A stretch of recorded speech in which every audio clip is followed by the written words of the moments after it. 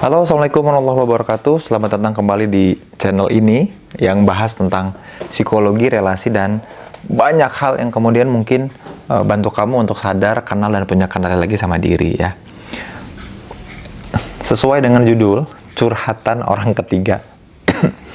Jadi video ini mau bacain curhatan seseorang ternyata punya pengalaman jadi orang ketiga ya dalam sebuah kasus perselingkuhan.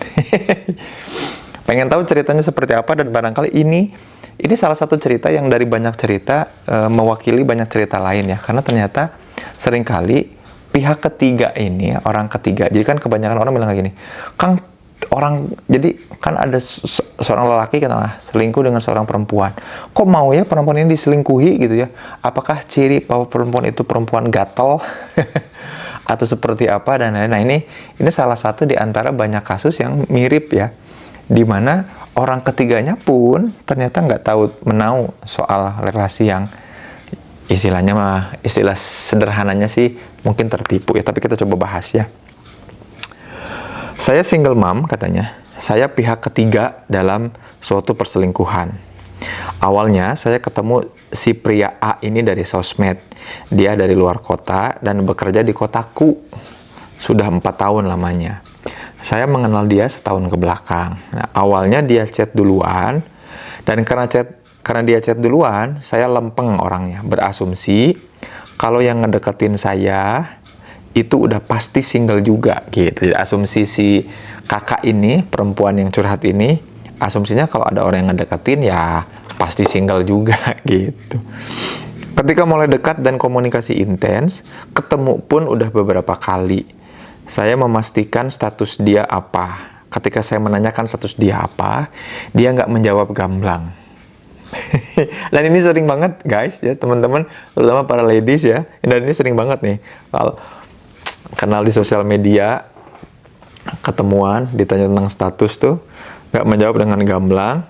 Dia hanya menjawab memangnya mau ngajak merit gitu. Biasanya caranya tuh memang ngebalikin pertanyaan ya, tipe-tipe manipulatif gitu ya, yang memang alamiah dimiliki oleh lelaki. Nanti kapan-kapan aku share jurnalnya ya. Memang ada jurnal di Evolutionary Psychology yang bilang bahwa memang salah satu hal yang sering digunakan oleh lelaki dalam relasi itu keterampilan atau kemampuan manipulatif ya. Tokohnya namanya Kendrick. Di interpersonal relation itu, seorang laki-laki lebih cenderung untuk melakukan atau menampilkan fungsi-fungsi manipulatif dalam interaksi dibanding perempuan. Perempuan pun punya skill-skill atau keterampilan manipulatif, tapi tidak digunakan dalam relasi.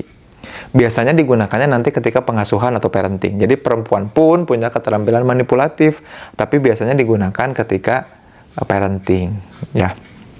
Beda kalau laki-laki ketika sama relasi sama pasangan ya. Dia jawab sambil agak ketawa dan bilang, emangnya mau ngajak merit gitu katanya. Dalam hati saya, kok jawabnya begitu sih?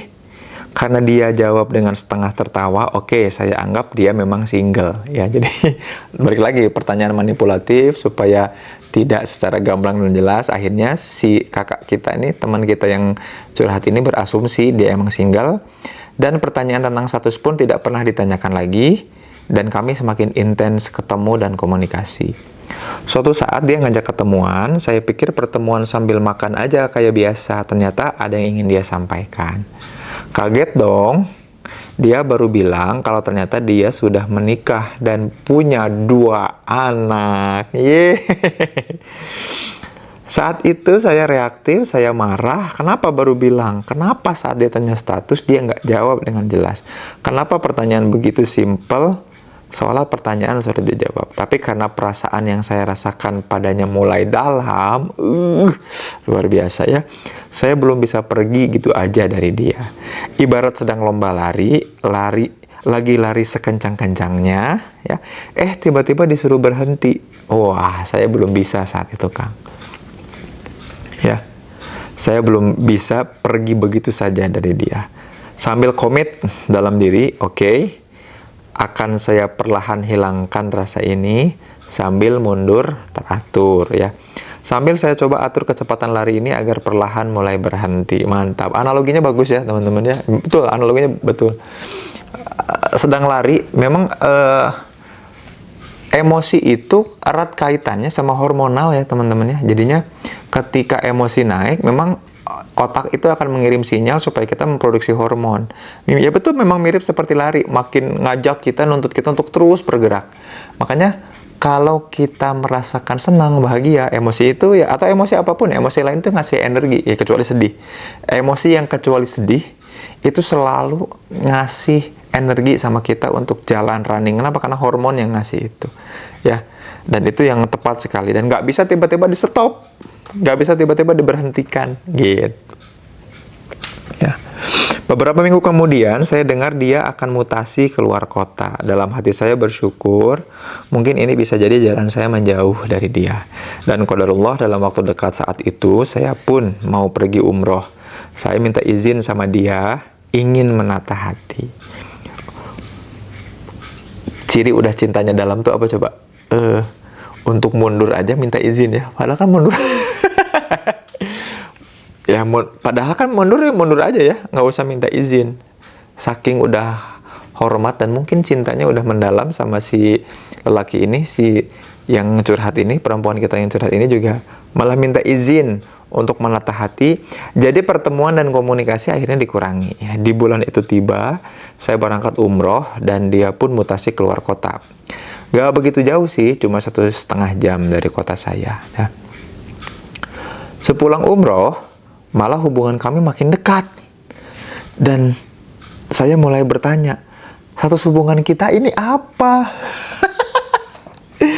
Ya, jadi pulang umroh bukannya malah menuntaskan dan menyelesaikan hubungan, tapi ternyata ada sesuatu yang terjadi.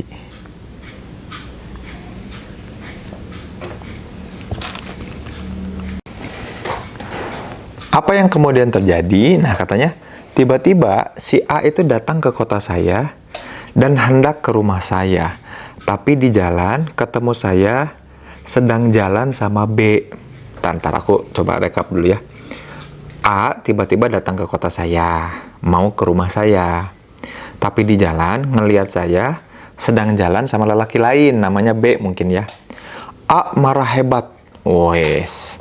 Dia merasa saya membohongi dia dan mengkhianati dia. Seru ya? Aduh, ya ampun. Dalam perjalanan, ternyata si B bukan orang baik. Oh, ini menarik nih. Coba ya. Aku coba. Oke. Ternyata gini. Sepulang umroh, hubungan kami makin dekat dan saya mulai bertanya status hubungan kita apa. Dipikir-pikir itu pertanyaan terbodoh. Karena tentang kejelasan status pada pria beristri. Tapi dia maju terus, ya. Ini pakai tanda kutip maju terusnya. Padahal sekuat tenaga saya coba menghindar. Kayaknya belum sekuat tenaga deh ya. Tapi dia nggak kasih jawaban jelas. Karena tidak ada jawaban yang jelas, lalu saya merasakan intensitas komunikasi semakin sedikit, ketemu pun semakin jarang, saya anggap dia sudah melepas saya. Dan saya mulai open, dekat dengan pria lain. Katakanlah namanya B, katanya gitu. Ini dia ceritanya, ada yang kelewat, sorry ya, nggak kebaca. Saya dan B sudah lama-lama saling cross-check tentang status, dan antar keluarga juga sudah mengenal, dan kami ada pembicaraan untuk menikah, ya. Si sahabat kita yang perempuan ini dengan si B. Tiba-tiba si A datang ke kota saya dan hendak ke rumah saya, tapi di jalan ketemu saya lagi jalan sama si B. A marah hebat, dia merasa dibohongi, dia merasa saya itu mengkhianati dia, katanya gitu. Dan saya tahu tentang keburukan. Dalam perjalanannya ternyata si B bukan orang baik, Kang. Dia residivis, bahkan banyak kebohongan yang dia tutupi. Aduh, si kakak ini kayaknya kena life trap ya. Life trap, jebakan kehidupan yang membuat dia dipertemukan, diperjodohkan dengan orang-orang yang barangkali senang bohong. Biasanya itu karena isu di masa kecil yang belum diselesaikan atau dituntaskan ya. Makanya di Synthesis Wellness ada kelasnya namanya Inner Peace ya. Bantu kita secara offline seharian full nyari isu utama yang kalau kita nggak sadari, isu itu akan menjadi life trap jebakan hidup kita. Kita akan berulang ketemu orang-orang yang setipe. Barangkali life trapnya si kakak kita yang curhat ini adalah ketemu orang-orang yang rentan untuk berbohong, ya, mudah untuk berbohong. Dan saya tahu tentang keburukan si B ini dari si A. Wow. Dia cari tahu, dia cari informasi tentang profil si B, dan akhirnya saya memutuskan hubungan saya dengan si B. Waduh, luar biasa. Saya merasa hutang budi sama A karena merasa dia udah berbuat baik tanpa saya sadari. Selama jalan dengan B, saya melukainya. Dan kami dekat lagi, seru ya ini ceritanya ya. Menjalin hubungan lagi dengan A. Setiap bulan kami bergantian ke kota masing-masing untuk bertemu. Aduh, apa kabar istri dan anaknya ya? Ya Allah ya Rob. Kami semakin dekat dan semakin tidak bisa saling melepas. Dia menawarkan ta'adud ya, tapi saya menolak. Entah kami berdua sudah ratusan kali mengucapkan kata perpisahan, tapi akhirnya selalu ada jalan untuk kembali. Dan saat saya menuliskan ini, saya dan A sudah saling melepas lagi karena saya sudah tidak tahan dengan rasa bersalah dan berdosa yang menghantui. Selama mengenal pria A dan B, saya merasa kehilangan banyak value positif dalam diri saya. Betul, di antaranya setia ya, betul banget. Karena saya setia, maka saya pun menghendaki pasangan saya juga setia. Tapi yang terjadi, ternyata saya membiarkan pria yang tidak setia menjadi pasangan saya selama 1 tahun lamanya. Ya, apa yang terjadi pada saya secara psikologis? Apa yang harus saya lakukan untuk benar-benar melepaskan dia?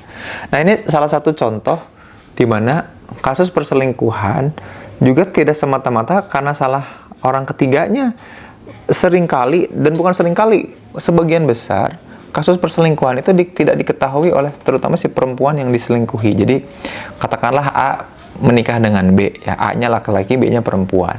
Nah, A itu kemudian berselingkuh dengan C. Bukan berarti C itu tahu bahwa A punya hubungan dengan B, nggak selamanya seperti itu. Seringkali si A ini sengaja menutupi. Dan gara-gara apa?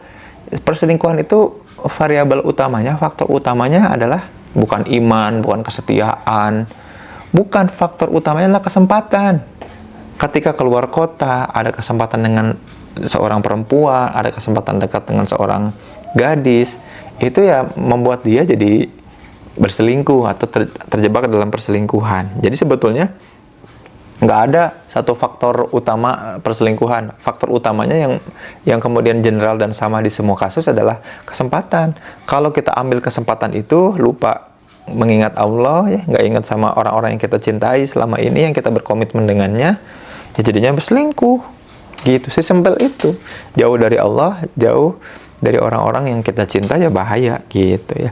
Nah, apa yang terjadi pada si sahabat kita ini tadi yang udah saya share ya, yang disebut dengan life trap, dan ini akan berulang.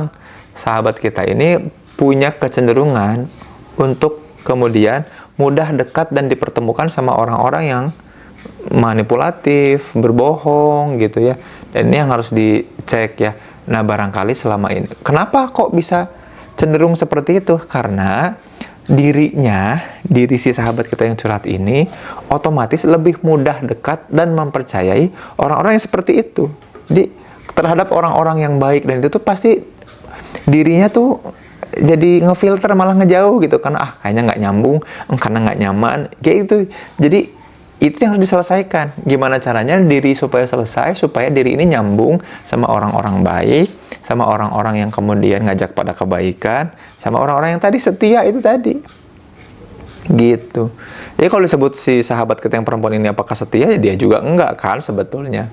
Nah, makanya isu life trap-nya harus segera diatasi dan diselesaikan. Buat teman-teman yang punya masalah yang sama, pengen di konseling aja ke Synthesis Wellness-nya, kita ulik isu personal issues-nya apa, inner child issues-nya apa, life trap isunya, jebakan kehidupannya apa yang membuat kita tidak mengulangi kesalahan yang sama. Atau kalaupun nanti ada lagi, akan ada kelas namanya Inner Peace ya, bantu kita buat ngulik life trap di dalam diri kita ya. Terima kasih, mudah-mudahan ini jadi wawasan buat kita ya, melihat sudut pandang lain dari perselingkuhan ya. Sampai jumpa di video Zen Permana berikutnya. Terima kasih sudah menyimak, jangan lupa like dan subscribe ya. Pamit. Assalamualaikum warahmatullahi wabarakatuh. Cerita kita takkan seperti di layar-layar kaca, kemas romantis tak masuk logika. Cerita dan sederhana, saling